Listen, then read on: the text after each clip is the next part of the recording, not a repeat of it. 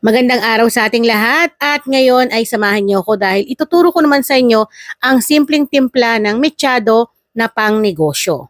Para sa nag-request nito, itong ating recipe ay para sa 12 hanggang 15 katao na pwedeng makakain.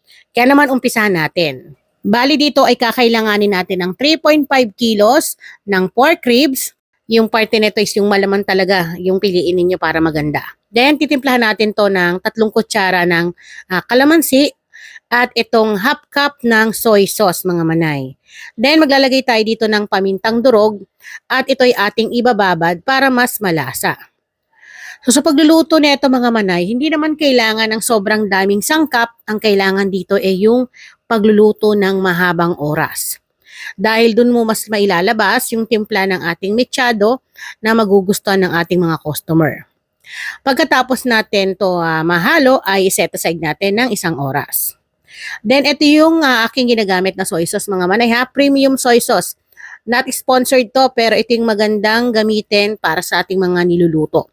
Medyo mahal pero yung lasa nun talagang nasasabi ko na hahanap-hanapin niyo. Ngayon, makalipas ang 1 oras na pagbababad natin sa karne, unahin ko munang lutuin itong patatas at carrots. So mga manay, ito ay optional. Kung ayaw ninyo na may gulay ang inyong karne ay okay naman. Pero dahil sa request ng ating customer, ito gusto niya is yung gulay nasa ibabaw lang. So kailangan natin tong lutuin talaga ng maigi dahil hindi na natin to isasama sa ating pagluluto ng karne mamaya. At kapag luto na, hahanguin natin yan at hayaan muna sa isang tabi. Then, bawasan natin yung mantika, tayo ay magigisa ng bawang. So, sa bawang, maraming bawang yung aking nilagay dito, mga 3 kutsara ng bawang, mga manay, para mas malasa. Then, naglagay ako rito ng kalahating kilo ng sibuyas. So, pinaghalo ko na yung pula at puti kasi meron akong konting pula, kaya sinama ko na rin dito. So, sasangkutsahin natin to ng maigi para lumabas yung kanyang aroma at kumapit sa ating karne mamaya pag ating nilagay. Then, nahaluan ko na rin to ng red bell pepper, na yung isang malaki lang, mga manay. Pwede rin kayong gumamit ng berde or kung anong kulay na nais ninyo, pwede naman. Then, sakutsahin lang natin ng maigi at kapag naamoy nyo na yung aroma, ay pwede na nating ilagay yung ating nababad na karning buto-buto. Pwede naman kayong gumamit ng talagang pure na laman. Pwede rin naman din dito ang manok at baka. So pagkatapos natin mailagay yung ating karne, ay mas mainam na sasangkutsahin natin to bago natin titimplahan pa ng mga pampalasa. So sa pagluluto talaga, mga manay, maganda sinasangkutsa yung karne para po natatanggal din yung lansa at kumakapit naman yung ating mga pampalasa sa ating karne. Then takpan natin, hayaan ng 5 minuto.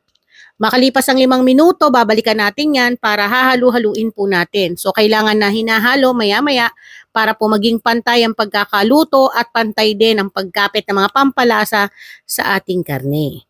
Then, tatakpan ulit natin, hayaan ng 10 minuto. Pag nagluluto ako neto, mga manay, nagta-timer ako para talagang ma-assure na tama yung pagkakaluto. Pero, hindi naman pare-parehas yung karne na nabibili natin sa palengke. Merong iba na kahit ang tagal na natin na lutuin, talagang matigas pa rin. So dito, pagkatapos na natin masangkutsa, ilalagay na natin, ibuhos yung pinagbabaran. Kaya huwag nyo pong itatapon yon.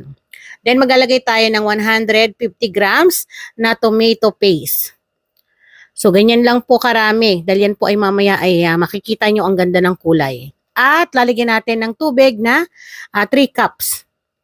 So yung 3 cups na tubig, ayun na po yung magpapalambot sa ating karne. Pero depende pa rin po kapag tingin nyo kulang pa sa pagpapalambot at iga na sa kanyang pinakasabaw, magdagdag ng tubig. Haluin po ng maigi. Mahirap lang po talaga maghalo kapag ganito karami. So wag kayong mag-alala, tingin niyo parang hindi kakasya dito sa kawali. Yan po mamaya iimpis pa. So takpan, hayaan ng 30 minutes. Then after 30 minutes, eto na yung kanyang kulay. Kita nyo naman So talagang parang naglalagas-lagas na paunti-unti sa kanyang buto. At ang apoy po ay katamtaman lang. Wag po natin lalakasan para po naluluto siya ng dahan-dahan. Lumalabas din po yung kanyang lasa mula sa buto para mas masarap yung kanyang timpla. So ginagawa natin hinalo-halo ko lamang po. Then tatakpan ulit natin to hanggang sa maluto. So ayan, pagka-check natin ay kita ninyo na nagmamantika na at napakaganda na ng kanyang kulay. Kaya naman hahalu-haluin natin yan. Basta yung apoy po, hindi naman po ito malakas sa sa gas mga manay kasi mahina naman po ang apoy. Baka akalain na iba, ang tagal pala magluto niyan tapos ganyan. So naglagay ako ng isang kutsara ng asukal. Sa mga hindi gumagamit ng MSG, ito yung isang sekreto para po mas lumabas yung lasa ng ating niluluto, maglagay kayo ng sugar. Pero yan po ay optional ha. So, nasa inyo kung gusto niyo na may konting palo ng tamis. Konti lang naman kasi isang kutsara lang yung aking nilagay. Then, hahaluin lang natin ng ganyan. Gusto ko talaga yung naglalapot-lapot siya tapos talaga nagmamantika mula sa karne. Then, ito ay ating titimplahan ng pampalasa mamaya. So, kung nakikita ninyo, nag-iiga na siya, kailangan hahaluin lang natin yan lagi. Tagal-tagal nga lang, no? So, eto mga manay, malambot na yung karne natin. Kasi kung mapapansin nyo, ayan yung mga buto, humiwalay na sa laman. So, malambot na yung ating karne. Kulang-kulang 1 oras din to mga manay na niluto natin sa katamtamang apoy. Kapag baka ang inyong lulutuin at hindi kayo gagamit ng pressure cooker, aabutin talaga kayo ng mga 2 oras, 3 oras. So, dahil tingin ko kulang pa sa timpla at lalagyan natin to ng pampalasa. So maglalagay ako rito mga manay ng laurel at paminta. Itong laurel po, kaya sa huli ko nilagay, kailangan lang naman natin ng konting aroma at konting asin. Mga 1 teaspoon lang ng asin to mga manay.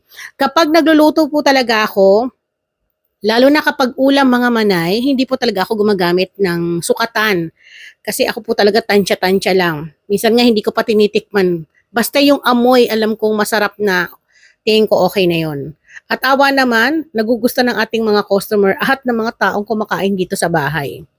So dahil ito'y okay na, hahayaan ko na lamang po yan na maiga ng bahagya at ito'y pwede na natin ilagay sa isang tray, lalo na sa mga nagnenegosyo dyan na naghahanap ng dagdag idea kung paano magluto ng mechado na panghandaan. Itong aking recipe mga manay ay disclaimer lamang po. Ito po ang aking timpla at para sa akin ay pasok sa aking panlasa.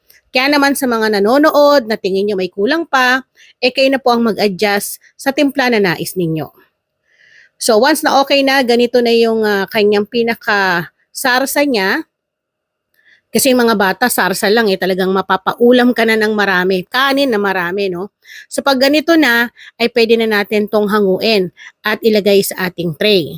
So itong recipe mga manay, dahil ito ay order, sinishare ko sa inyo para po sa mga gusto ring mag-try, lalo na sa mga nagpapabilao dyan, food tray, pwede nyo po itong gayahin. So gagamit tayo dito ng food tray. Then dito natin yan ilalagay. So, saktong-sakto yan dyan mga manay. Tapos, maglalagay na tayo ng patatas na naprito natin. So, dahil ito'y luto na, ilalagay na lang natin yan sa ibabaw.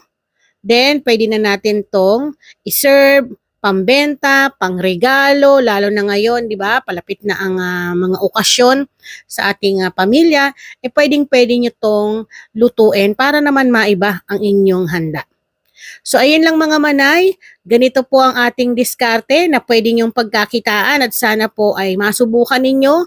Medyo mahaba-haba yung oras ng ating pagluluto, pero gaya ng sinabi ko nga, hindi po natin makukuha ng tama kung gusto natin ay mabilisan lang. Siyempre, titikman natin yan. At ganito lang naman din kalambot yung ating karne. Samahan pa ng mainit na kanin, talagang mapapakain ka ng marami. So, pag ganito ang ulam mo, hindi uso ang pagdadayat mga manay. Kaya naman maraming salamat sa panonood. Kain po tayo.